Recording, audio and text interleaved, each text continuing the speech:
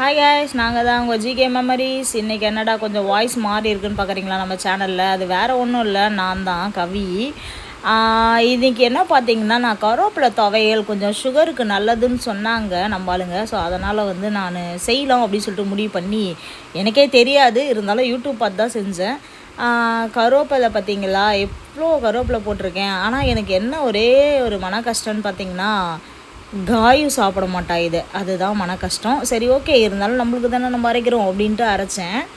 Actually பார்த்திங்கன்னா, இதில் வந்து வெங்காயம், பூண்டு, கொஞ்சோண்டு கடலைப்பருப்பு, கொஞ்சம் உளுத்தம்பருப்பு, அப்புறம் 2 மிளகா, காஞ்ச மிளகா வச்சுருக்கேன். காரத்துக்கு ஏற்ற மாதிரி காஞ்ச மிளகா வச்சுக்கோங்க. அது எல்லாம் கொஞ்சம் வதங்கின உடனே கொஞ்சம் மேலே வந்து இந்த கருவேப்பிலையை நல்லா அலசி போட்டுக்கோங்க. அலசி போட்டுக்கிட்டு லாஸ்ட்டில் நான் என்ன பண்ணிட்டேன்னா, அடுப்பை ஆஃப் பண்ணிவிட்டு தான் கைஸ் வந்து மிளகாத்தூள் தூவணும். மறக்காமல் நம்ம சேனலை சப்ஸ்கிரைப் பண்ணி வச்சுக்கோங்க. பாய்.